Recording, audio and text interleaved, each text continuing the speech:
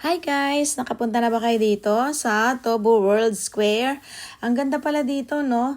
Para kang nag-around the world pag nagpunta ka dito. So yun na nga, dahil nagkaroon kami ng chance na makasama yung aking mga apo ngayong bakasyon dito sa Japan, ay talagang inisip namin kung saan namin sila ipapasyal.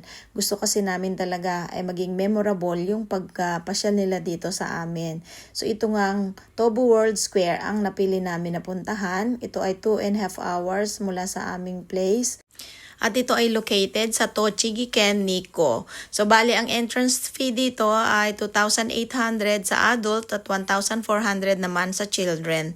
So, masasabi kong sulit na rin yung bayad kasi talaga namang nakaka-amaze yung ginawa nila sa place na to. So, yung mga building na ginawa nila, means yung iba hindi mo maiisip na kaya palang gawin yung ganon na talagang kopyang-kopya. Tapos yung iba, made of paper, sabi ni Sam. Tapos ayan, na-enjoy din yung mga bata kasi katulad yan, merong mist tunnel yan, dalawa na yan, nung lumabas kami, basang-basa talaga sila as in parang naligo. Kasi sobrang init naman din yung time na to. At ayan, marami din naman silang coffee shops dito kaya hindi kayo magugutom or mauuhaw. Marami din mga hambayki. At ayan nga, meron silang mga directions na nakalagay. Kung gusto mo pumunta ng Egypt or Europe, pipili ka lang kakaliwa ka ba o kakanan, ganon. So ayan, pagpunta mo ng Europe, so andyan yung Eiffel Tower, andyan yung mga church na sikat sa buong mundo. Andyan yung Big Ben. So, ayan, ikaw talaga yung mamimili. Kasi kahit saan ka naman pumunta, kahit ano ang unahin mo, iisa lang din yung lalabasan mo kung saan ka pumasok at magpaikot-ikot ka dyan. So, dito, dahil sa sobrang dami nga ng magagandang lugar, ay pumili lang ako kung ano yung ilalagay ko rito ngayon sa video. Kasi nga, sa sobrang dami, sobrang hahaba yung video ko at baka hindi nyo tapusin.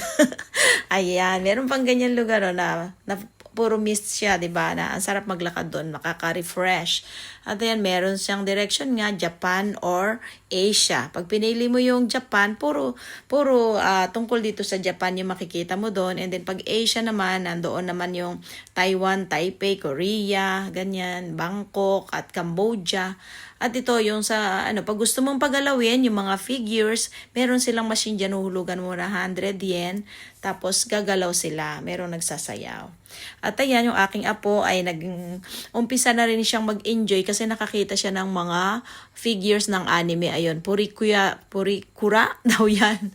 Oh, ito nga, yung Shurijo Castle sa Okinawa, ito ay sarado ngayon kasi nga na-damage siya at saka nagkasunog yata dyan. Pero nire-restore siya ngayon at mag-o-open sa public sa this year, sabi, by November. And pinili ko lang talaga yung ilalagay ko dito katulad nitong Byodo Inn at saka itong Golden Temple kasi sikat ito.